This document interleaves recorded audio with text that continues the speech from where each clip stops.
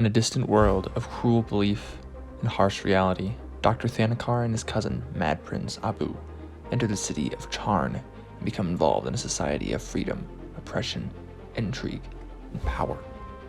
Hello and welcome to Liam's Lyceum. I'm your host Liam, aka Himvar, and today I'll be doing a spoiler-free review of Paul Park's Soldiers of Paradise.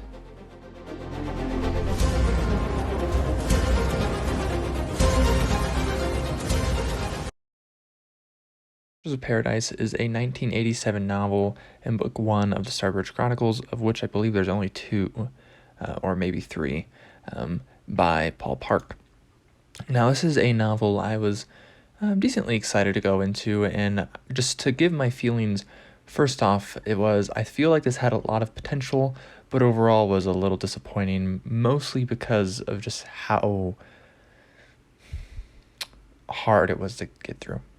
So this is a story about the city of Charn, a story recounted in the first person about some human in his coming of age, the death of a barbarian, and singing. This is a weird book. You'll actually realize this right at the start. The setting seems like Earth, but it also doesn't. Things like chocolate, cameras, etc. Are things we recognize, but the world is way weirder. Seasons last thousands of years, so like an extreme, A Song of Ice and Fire. And I think it may be far future, though. I really can't tell. It's a weird book. There's some cool ideas of language.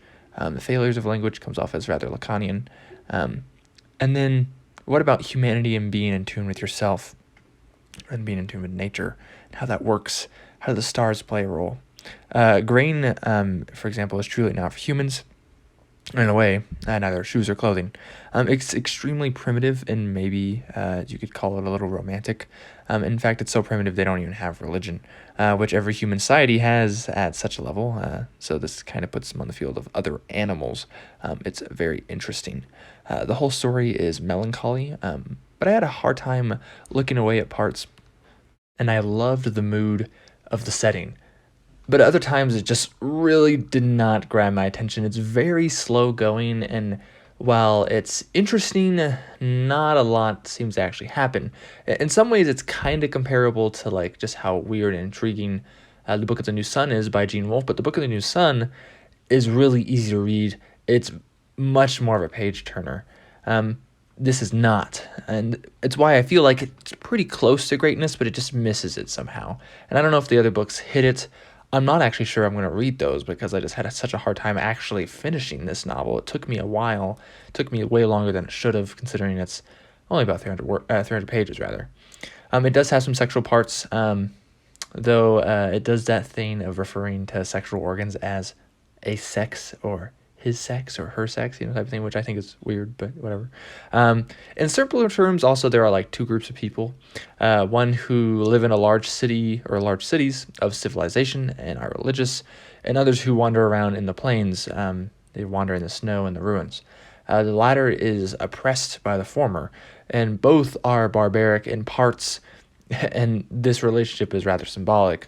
The ones in the cities are short and hairy when compared to those who live in the snow. Chapter 2 is much more different than Chapter 1. It's about, and I mean much different. It's about privilege and poverty. It really showcases the lack of plot, but exploration of a world very alien to ours, but oddly very similar. We largely have the Dr. Thanakar and the Prince Abu. We see that Chapter 1 was an entertainer for them, recounting a story from the past. And again, while enrapturing at parts, it's rather challenging at others. It's not what I'd call exactly boring. I think an audiobook version would probably help here, but I don't think it has one. And while not completely plotless, it just seems super padded with a bunch of other stuff.